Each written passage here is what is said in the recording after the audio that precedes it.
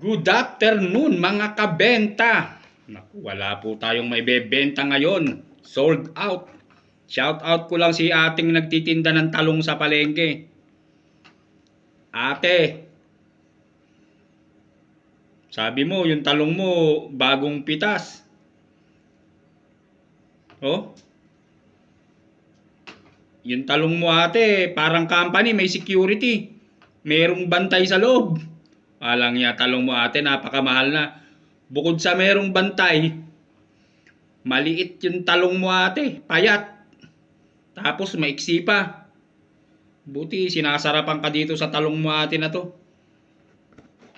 Sabi mo, masarap yung talong mo, bagong pitas. Scam. May bantay sa loob. Oh, nakatingin pa sa akin. Nakbakang talong to. Parang kumpanya. May gwardiya. Shout out sa'yo ate, ang mahal ng talong mo.